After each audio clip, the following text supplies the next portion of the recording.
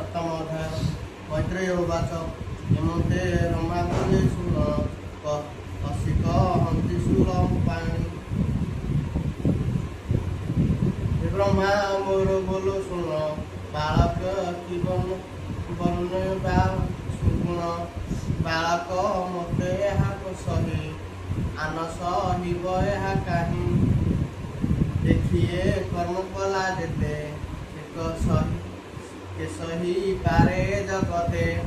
ଏଣୁ ଏ ତୋର ସନ୍ତତି ବୁଲଇ ଦକ୍ଷ ପ୍ରଜାପତି। ଯେ ଦେବ ମାୟାରେ ମୋହିତ ତାହାକୁ ଏ ଦଣ୍ଡ ଉଚିତ। ଏବେ ସକଳ ବ୍ୟବଜାର ମୋହର ଆଜ୍ଞା ଶିର ବହେ। ଦକ୍ଷର ମୁଣ୍ଡ ଅଗ୍ନିକୁଣ୍ଡେ ଭସ୍ମ ହୋଇଲା ଅତି ଚାଣ୍ଡେ। ଛାଗର ଶିର ତାର କନ୍ଧେ ବସଇ ମନ୍ତ୍ର ଅନୁବନ୍ଧେ। ଭୃଗୁର ଏକ ଚକ୍ଷୁରହୁ ମୋର ମହିମା ଶିରେ ବହୁ। ଯଜ୍ଞର ଭାଗ ସେ ଭୁଞ୍ଜିବ ନିରାତେ ସେ ସଦା ଶିବ। ବୁଝିବ ତାର ଯଜ୍ଞ ମାନ ଏକ ପାଟିରେ ତା ଦର୍ଶନ। ଦେବ ପାଇବେ ନିଜ ରୂପ ଯାହାର ପୂର୍ବେ ଶେଷ ରୂପ। ଅଶ୍ୱିନୀ କୁମାରଙ୍କ ବାହୁ ହସ୍ତେ ସର୍ବଦା କଳେ ଥାଉନ୍। ଉଣିଷ ବାହୁ ବଳ ସର୍ବଦା କର୍ତ୍ତୃ କର୍ମ ଫଳ। ଭୃଗୁର ପାଟି ଖଣ୍ଡେ ସର୍ବଦା ରହୁ ତାକୁଣ୍ଡେ। ଏମନ୍ତେ ରୁଦ୍ର ବାକ୍ୟ ଶୁଣି ସକଳେ ସାଧୁ ଗଣି। ଇନ୍ଦ୍ର ସହିତ ଦେବଗଣ ବ୍ରହ୍ମା ବିରଞ୍ଚି ନାରାୟଣ। ଦକ୍ଷର ଯଜ୍ଞଶାଳେ ମେଳି ବସିଲେ ବ୍ରହ୍ମା ବନ ମାଳି। ରୁଦ୍ରଙ୍କୁ ବସାଇ ଆସନେ ଦକ୍ଷିଣେ ଶିବଙ୍କ ବଚନେ। ଦକ୍ଷର ଶିର ଛାଗ ଶିର ମନ୍ତ୍ରେ ବସାଇଲେ କର। ଦକ୍ଷିଣେ ପ୍ରଜାପତି ଅଙ୍ଗେ ଶିବ ବସିଲା ପ୍ରାଣ ସଙ୍ଗେ। ଆନନ୍ଦେ ରୁଦ୍ର ପାଦେ ପଡ଼ି ଦକ୍ଷିଣେ ବେନି କର ଯୋଡ଼ି। ଏସନେ ସ୍ୱପ୍ନ ପ୍ରାଣୀ ମାନେ ଉଠତ୍ରି ନିଦ୍ରା ଅବସାନେ। ଚକ୍ଷୁ ଘସାଇବେ ନିହତେ ଶିବଙ୍କୁ ରେଖିଲା ଭତେ। ରୁଦ୍ର ଚାହିଁଲେ ତା ଶରୀର ଦକ୍ଷିଣେ ହୋଇଲା ସୁନ୍ଦର। ଶରଦ ଚନ୍ଦ୍ର ପ୍ରାୟ ଦିଶେ ରୁଦ୍ରକୁ ଚାହିଁ ମନ କୋଷେ। ସ୍ତୁତି କରଣେ ସତ୍ୟ ନୁହେଁ କଣ୍ଠ କୁଣ୍ଠିତ ବାଣୀ କହେ।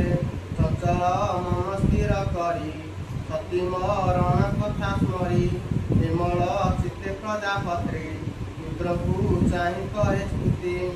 ଦକ୍ଷ ବାଚ ଭନାଥ ଶୁଣ ବିଶ୍ୱ ଦେହ ତୁମତେ କଲୁ ଅନୁଗ୍ରହ। ମୁଁ ଯେ ହୋଇଲି ଜ୍ଞାନ ହତ ମୋତେ ତ ତୋ ଦଣ୍ଡ ଉଚିତ। ତୋତେ ନିନ୍ଦିଲି ଗର୍ବ ବହି ମୋର କୁଶଳ ଆଉ କାହିଁ। ଅଭୟ ତୋର ପାଦ ପଦ୍ମ ମୋହିତ ହିଁ କହି ଅପରାଧ। ବ୍ରାହ୍ମଣ ତୋର ମୁଖୁ ଜାତ ସାଧନ୍ତି ବିଦ୍ୟା ତପବନ୍ତ। ତାଙ୍କ ବିକୃତି ତୁମ୍ଭ ରଖ ଯେଥନେ ପଶୁଙ୍କ ପାଳକ। ମୋହର ସଦା ମଧ୍ୟ ତୋତେ ନିନ୍ଦା ଦେ କଲି ମୂଢ଼ ଚିତେ। ପ୍ରହାର କଲି ଦୃଢ଼ ଚିତେ ନିନ୍ଦିତ ବାକ୍ୟ ଗଣ ତୋତେ। ସେ ଫଳ ପାଇଲି ପ୍ରତ୍ୟକ୍ଷ ଏ ଋଷି ଗଣକ ସମେତ। ମୈତ୍ରେୟ ବାଚ ହେମନ୍ତ ଶୁଣି ରୁଦ୍ର ସ୍ତୁତି କରି ପୁଣିରୁ ଯଜ୍ଞ ଭରି। ବିଷ୍ଣୁ ସନ୍ତୋଷେ ବିପ୍ରଗଣେ ଦ୍ୱାବିଂଶ କଳ୍ପିତ ବରଣେ। ବୁଝିଲେ ମନ୍ତ୍ର ବିଶ୍ୱାସେ ଏ ପୁରାତନ ଇତିହାସେ। ସ୍ୱଭାବେ ଗରୁଡ଼ ଆସନେ ସକଳେ ବସି ବୁଦ୍ଧି ମନେ। ଅଗ୍ନିକୁ ଚିତ୍ତ ତପ ଧ୍ୟାନେ ଅନଳ ରୂପ ଜନାର୍ଦ୍ଦନେ। ସାକ୍ଷାତେ ହୋଇଲେ ପ୍ରସନ୍ନ ପାଇ ତପ ଧ୍ୟାନ। ତେଜ ବିରାଜେ ଦଶ ଦିଗ ଅନଳ ହୋଇଲା ପ୍ରକାଶ ଶ୍ୟାମ ହରିଣ ତନୁ ବନ କୁଶଳ ଗରୁଡ଼ ଆସନ ବୀରଟି ରବି ତେଜ ଗଞ୍ଜେ ମର୍କତ କୁଣ୍ଡର ବୀରରେ ଶଙ୍ଖ କମଳ ଚକ୍ର ଗଦା ଶିବୁଜେ 100,000 ସଦା ଏ ଅଷ୍ଟଭୁଜ ଅନୁପମ ରୂପଗଞ୍ଜାଇ କୋଟି ନାମ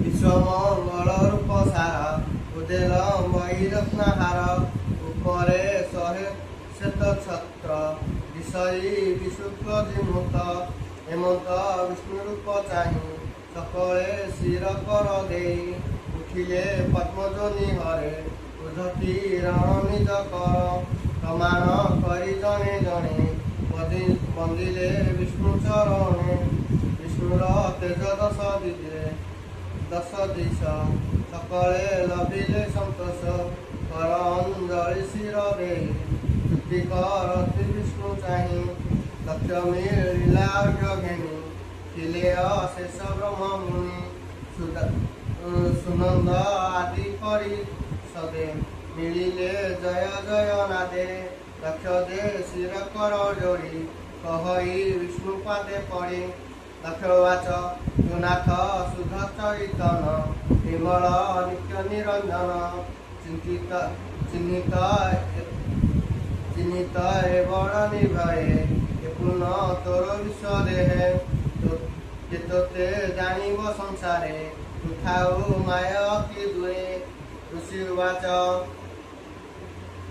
ଗୁଣାଥ ରୁଦ୍ର ସାପ ଆମ୍ଭେ ବୁଡ଼ିଲୁ ମାୟା ଅତି ଦମ୍ଭେ ନିରତେ କର୍ମ ବଶ ହୋଇ ତୁଭାବ ଆତ୍ମଜ୍ଞାନ ନାହିଁ ଏ ଯଜ୍ଞ ଧର୍ମର ଲକ୍ଷଣ ଅଶେଷ ପରମ କାରଣ ଏ ତୋର ରୂପ ଭାବ ଗ୍ରାହୀ ଆମେ ଜାଣିବୁ ଅବା କାହିଁ ସଦସ୍ୟ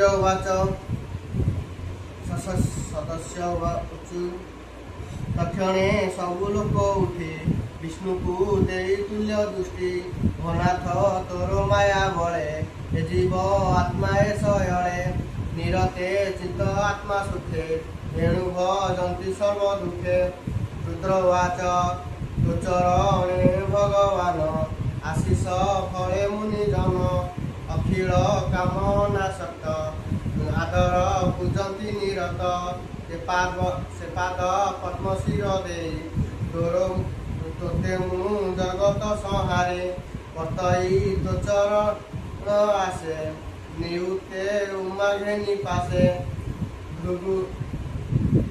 ଭୃଗୁରୁ ବାଚ ଭନାଥ ତୋର ମାୟା ଗହନେ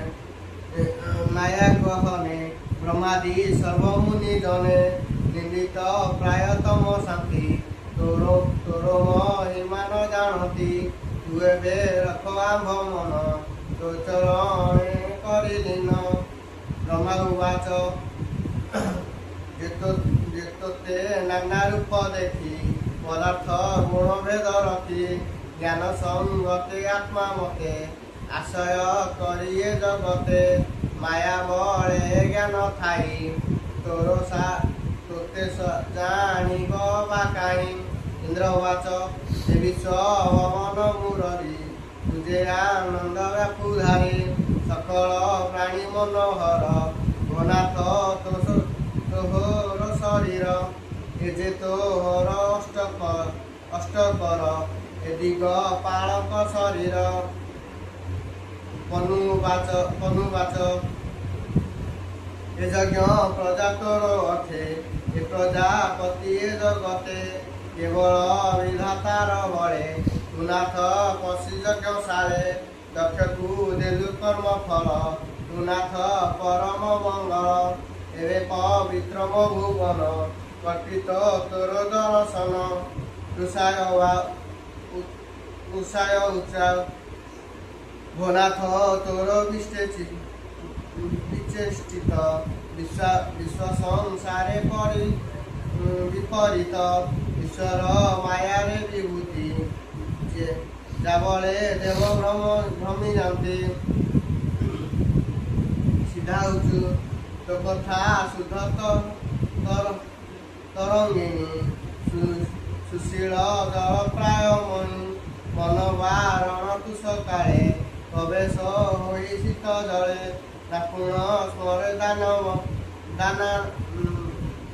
दापनर दुप्रसने आदि मूल दक्ष पत्युवाच मनाथ तोर आगमन आनंद कला मन लक्ष्मी कांत सुधा निधि सकल संपद प्रसिद्धि विनु एजे जगंगर तो नाम विशेष सुंदर किय बा देव पटांतर कबंध प्राय छिन्न शिर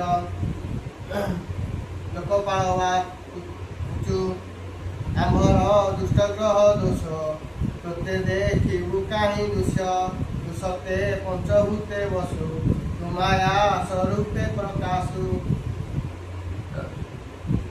योगेश्वर वाचु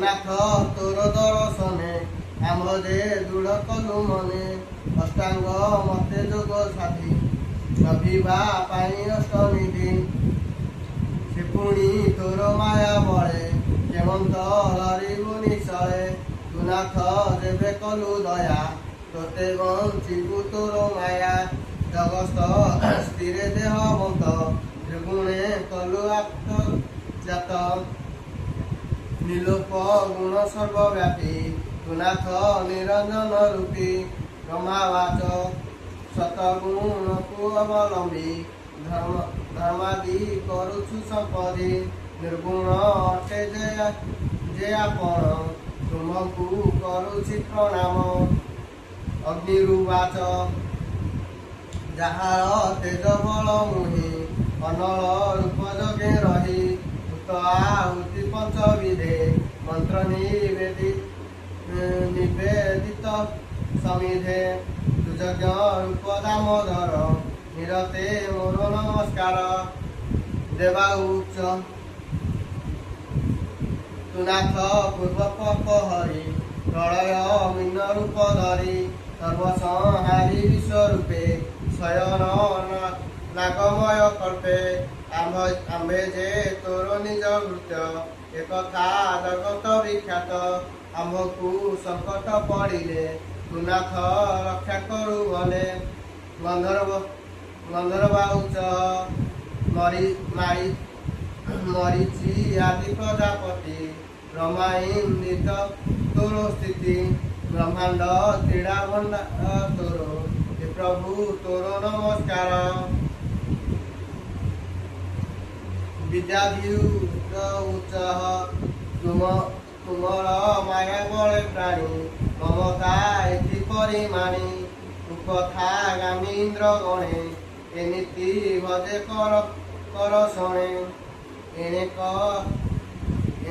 लाल से आत्मा देह तुहावे केवे नरह तोर तो कथा अमृतन शोभे सेवे एणु पड़ई भाव बलवे भाव नभे ब्राह्मण उच्च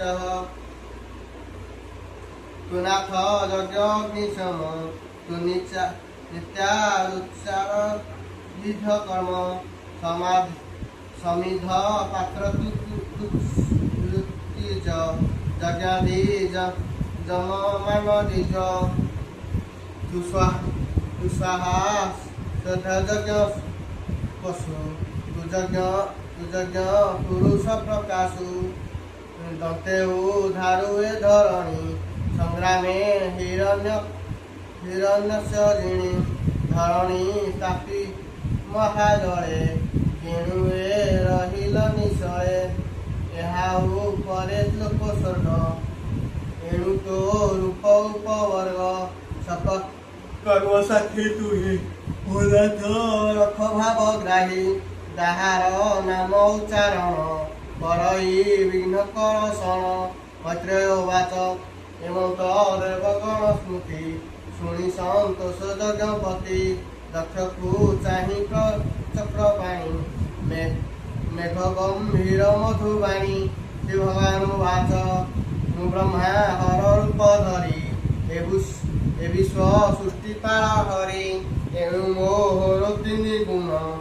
ସଂସାର ପରମ କାରଣ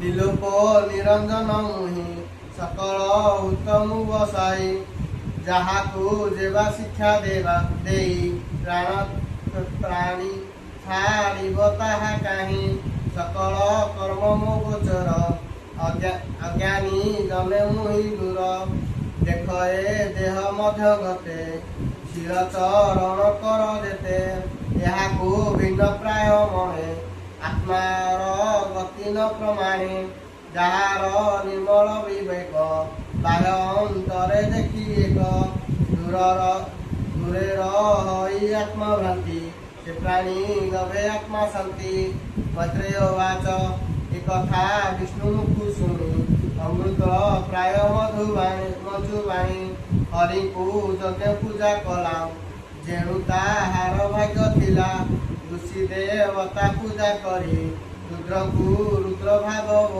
ଭାବେ ପରି ଯଜ୍ଞର ଶେଷ ଭାଗେ ଦେଲା ସେ ଅବୃଥେ ସ୍ନାନ କଲା ଦକ୍ଷର ହିଲା ଯଜ୍ଞ ଘରେ ଦେବ ଚଳିଲେ ନିଜ ପୁରେ ଶିଶୁକ ବାଚ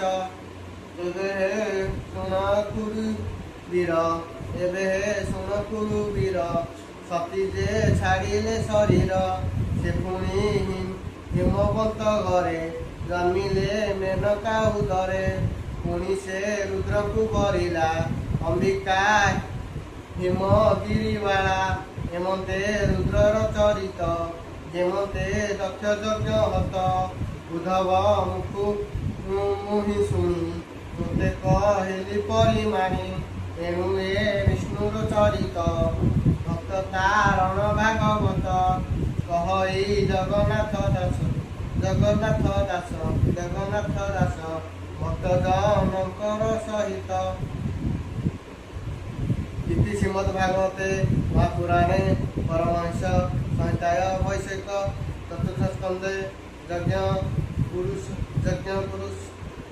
ପୁରୁଷ ପର୍ଷଣେ ନାମ ସପ୍ତମ ଅଧ୍ୟାୟ